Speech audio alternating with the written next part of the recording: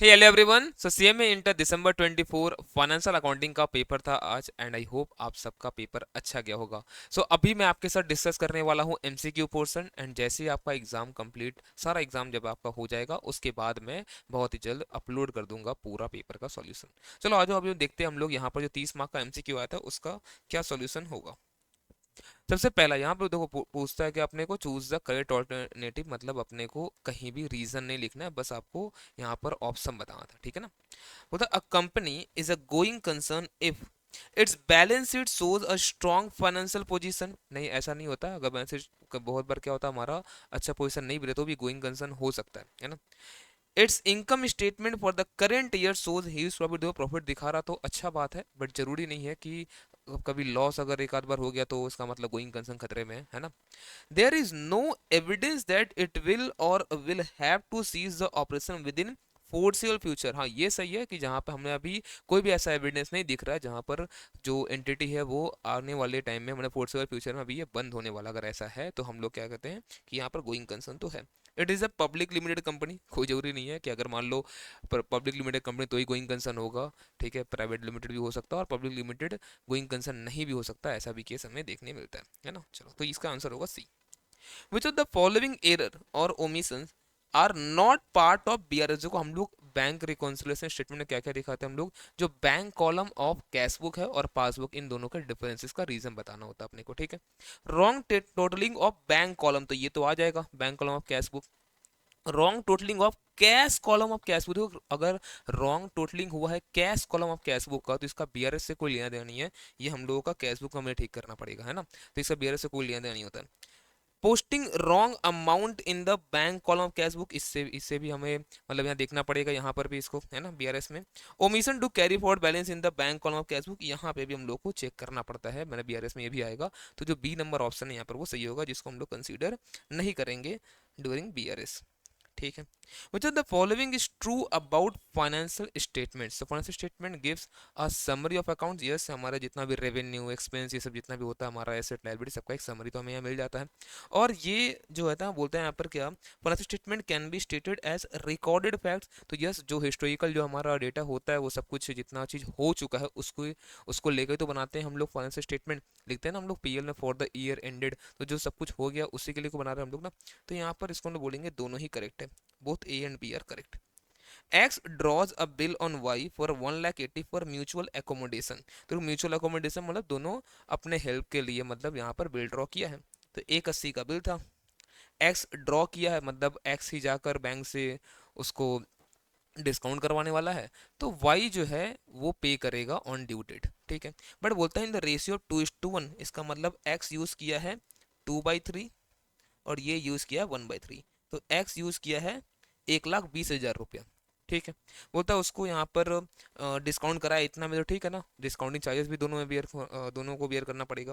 And 1/3 जो दे दिया Y को, how much money should be remitted by X to Y, तो जितना यूज किया था 1,20,000 उसको भेजना पड़ेगा वाई को, ताकि वाई जो है बैंक को वो पूरा का पूरा 180 पे कर पाए, तो यहाँ पर होगा 1,20,000। इससे कंफ्यूज मत होना क्योंकि दोनों को ही चार्जेस, जितना भी चार्जेस यहाँ पर आ रहा है, कितना आ रहा है यहाँ पर 1,80,000 माइनस 160 × 100, तो 10,800 है, वो दोनों को बियर करना पड़ेगा, उससे कोई फर्क नहीं पड़ेगा, पूरा 1,20,000 यहाँ पर देना पड़ेगा यहाँ पर एक्स को, ठीक है। A firm had a capital balance of ₹1,00,000 at the beginning of the year, तो ओपनिंग कैपिटल इनके पास 1,00,000 है। At the end of the year इनके पास टोटल एसेट है 1,50,000 का, लाइबिलिटी है 70 का, मतलब मैं बोल दूं क्या 150 माइनस 70, 80,000 का इनके पास क्लोजिंग कैपिटल है। तो टोटल विड्रॉइंग जो हुआ है ड्यूरिंग द ईयर वो हुआ है 30,000, तो क्लोजिंग कैपिटल प्लस ड्रॉइंग 1,10,000। बोलते हैं यहाँ पर प्रॉफिट या लॉस कितना हो रहा है, तो माइनस क्या करते हैं हम लोग, opening capital as well as हम लोग एडिशनल कैपिटल कुछ आया तो यहाँ पर ओपनिंग दिया हुआ है, एडिशनल कुछ नहीं है, तो छोड़ दो, 10,000 रुपया हमारा यहाँ पर प्रॉफिट है। फिर बोलता है depreciation charge to income statement, ये AS 22 का सम था, ठीक है। DTA और DTL हम लोग को देखना है।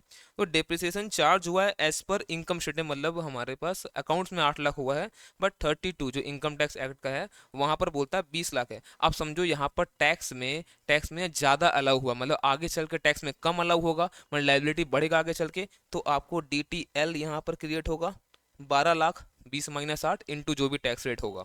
उसके बाद अनअमोर्टाइज प्रीलिम एक्सपेंस जो है एज पर इनकम टैक्स वो 1.5 लाख है। अब वो इनकम टैक्स के हिसाब से 1.5 लाख है, मतलब आगे चल के ये अमोर्टाइज होगा, मतलब टैक्स लाइबिलिटी हमारा घटेगा, है ना। सही मारा ये चीज़, अकाउंट्स में तो पूरा हम लोग राइट ऑफ कर देते हैं। तो यहाँ पर समझो आप DTA क्रिएट होगा 1.5 लाख पे। अब रेट देख लो कितना है, 40%, मतलब 4,80,000, और यहाँ पर 40% मतलब 60,000। तो 60,000 एसेट, 4,80,000 लाइबिलिटी, तो नेट में 4,20,000 का लाइबिलिटी यहाँ पर आएगा। तो ऑप्शन होगा यहाँ पर बी, जहाँ पे नेट में लाइबिलिटी आएगा 4,20,000 का। फिर बोलता है प्रोविजन फॉर डाउटफुल डेट, इनके पास 1 अप्रैल 23 को था 14,000। तो अगर आप यहाँ पे सिंपली बना लो, अगर 14,000 opening balance, during the year 23-24 जो बैड डेट हुआ वो हुआ है 9,500, ठीक है। और डेटर्स बोलता है यहाँ पर 31 मार्च 24 को 3,25,000 था। प्रोविजन हमें बनाना है 5%, तो इस पे बना देंगे, बट चेक करना पड़ेगा कि क्या यहाँ पर कुछ एडिशनल बैड डेट हुआ है। तो बोलता है क्या, आगे देखो यहाँ पर 31 मार्च 24 जो चेक करते हैं यहाँ पर, बोलता है एक एडिशनल बैड डेट हुआ था कितना का, 2,500 का। तो और बैड डेट हुआ 2,500। तो अब जो ये 3,25,000 है माइनस 2,500, 3,22,500। अब इसके ऊपर बनेगा 5%, 3,22,500 पे 5%, इस पे 5% करोगे, ये आ रहा 16,125। तो इतना आपने को रखना है।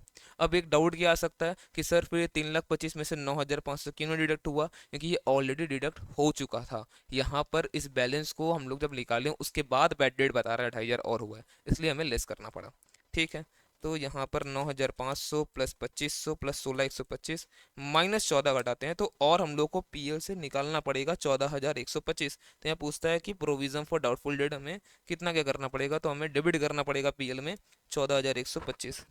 तो debited to profit and loss 16, यहाँ पर ये होगा answer, debited to profit and loss 14,125, ठीक है। आगे बढ़ते हैं। मतलब कॉस्ट ऑफ मशीनरी है 60,000, यूजफुल लाइफ ऑफ एसेट है 5 साल, एनुअल डिप्रिसिएशन हो रहा है एसएलएम में 10,000। तो देखो नॉर्मली दिखना चाहिए कि 12,000 होगा, है ना, 60,000 डिवाइड बाई 5, बट बोलता है 10,000, मतलब कुछ स्क्रैप वैल्यू भी इसमें है।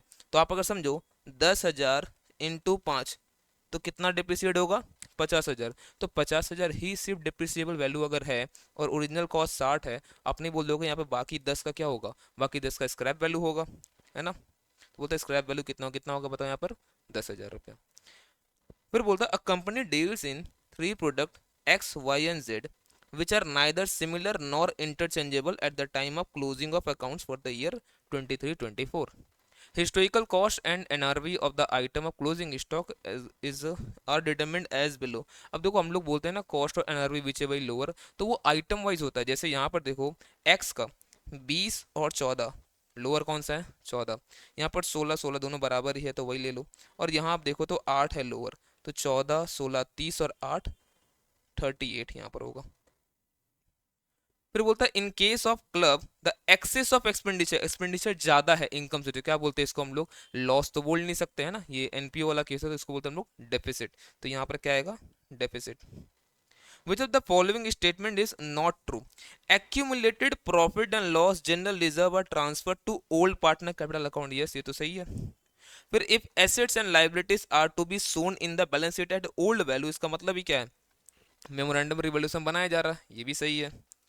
फिर बोलता है profit on revaluation is transfer to capital account of old partner, सही बात बोल रहा है, लेकिन इन इक्वल रेशियो नहीं, इक्वल रेशियो नहीं होता, जिन लोग जो इन लोगों का ओल्ड पीएसआर होता है उसमें हम लोग बांटते हैं ओल्ड प्रॉफिट सेविंग रेशियो, तो ये गलत है। और revaluation account is a nominal account, सही है, प्रॉफिट लॉस आता है इसमें, ये नॉमिनल अकाउंट है। चलो आगे बढ़ते हैं। अब जो न्यूमेरिकल क्वेश्चन मैंने आपको पहले ही बताया था, क्या करो पहले ही ना आप पढ़ लो, यहाँ पर क्या पूछा है, what is the value of consignment stock at invoice price, ठीक है। तो देखो यहाँ पर 1,000 बैग यहाँ पे सेंड किया गया है, इनवॉइस प्राइस 500 करके, तो ये खर्चा लगा होगा, प्लस कॉस्ट इंकर्ड वर कितना बोला, पी का खर्चा लगा है 4,000, तो भैया पी का तो पूरा ही खर्चा नॉन रिकरिंग होता है हमेशा। और क्यू का बता दिया 1,000 यहाँ पर नॉन सेलिंग, मतलब 1,000 नॉन रिकरिंग है, बाकी 2,000 सेलिंग एक्सपेंस है, तो वो यहाँ पर आएगा नहीं, रिकरिंग एक्सपेंस में आ जाएगा वो। तो इतना लग गया है 1,000 के लिए, तो बचा कितना है 800 बिक गया, तो 200 तो बचा होगा। तो 1,000 into 500 plus 5,000 divide by 1,000 into 200, 1,01,000 रुपया यहाँ पर हो जाएगा इनवॉइस प्राइस पे स्टॉक, ठीक है। फिर क्या बोलता है, X and Y entered into a joint venture. ठीक है, पहले वो पढ़ लो कितना क्या पूछा है यहाँ पर। How many shares were undertaken by X and Y. ठीक है, जॉइंट वेंचर का है, मतलब अंडरराइट करवाने का काम लिया होगा, नहीं करा पाए तो इन लोगों को अंडर लेना पड़ा होगा शेयर्स। तो बोलता है कि यहाँ पर joint venture to undertake the public issue of ABC Limited. The company invited applications for allotment of 2 lakh shares of rupees 10 per share. The issue was subscribe to the extent वो 90%। देखो 90% तो subscribe हो गया और बाकी Y लिया। ठीक है, इन दोनों को ही लेना पड़ेगा, बोलने का मतलब ये था। तो 2 लाख का 90%, 180 तो हो गया। बाकी इन लोग कितना लेना पड़ा होगा, 20,000 शेयर। बोलता they agree to share profit and loss in the ratio 2:3। The shares undertaken by X and Y और subsequently sold at premium of 40। ठीक है, वो तो प्रॉफिट लॉस कितना क्या वो तो बाद में देखा जाए कितना इन लोग कमीशन मिला, बट यहाँ जो पूछा है कितना शेयर लेना पड़ेगा इन लोग को, तो 20,000 शेयर इन लोग को लेना पड़ेगा। ठीक है, मैच द फॉलोइंग। देखो क्या पूछा है आपसे, वो था इंडिया 16। आप आओ चेक करते हैं यहाँ पर, qualifying acid will never included in include biological acid. तो ठीक है, तो ये तो हमारा AS16 का बात कर रहा क्वालिफाइंग एसिड, या फिर इंडिया से बात करो तो इंडिया 23। आगे बढ़ते हैं, government grants as capital contribution I specifically recognize, मतलब AS12 का बात कर रहा है। No recognition criteria for fixed assets are laid out. PPE acquired in exchange for non-monetary asset is recognized at fair value। तो यहाँ पर इंड एस के हिसाब से देखो अगर, तो ये वाला चीज़ सही है ना, इंडिया 16। बट मैं बताऊंगा इसको लेके, यहाँ पर मुझे लग रहा है कोई डिस्प्यूट होगा आगे, डिस्कस करेंगे इसके बारे में। आगे बढ़ते और AS10 वाला पार्ट भी छोड़ो। AS12 गवर्नमेंट ग्रांट का बात था यहाँ पर, है ना, बी। तो आप अगर 1 में देखो तो यहाँ पर डी, और 3 का पहले मैं बता रहा हूँ आपको मैं यहाँ पर बी। इंडेक्स 23 ये क्वालिफाइंग एसिड वाला बात हो गया, मतलब 4 का ए। अभी चीज चेक करो, यहाँ बचता तो यही है, यहाँ पर इसी को हम लोग यहाँ पर दिखाएं, कौन सा सी बचता है ना, बस सी। बट देखो यहाँ जो बोला ना AS10 में कि फिक्स एसेट्स के लिए जो हमारा PPE जो होता है उसके लिए कोई भी रिकॉग्निशन क्राइटेरिया दिया हुआ नहीं, बस भाई नाम ही तो चेंज किया यहाँ पर, फिक्स एसेट्स है ना, तो है तो हमारा वही PPE।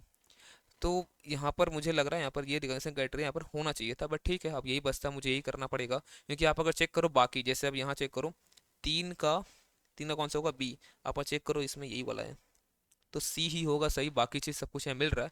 बट इसको लेकर देखते हैं आगे क्या करना है। ठीक है, चलो। State which of the following statement is correct.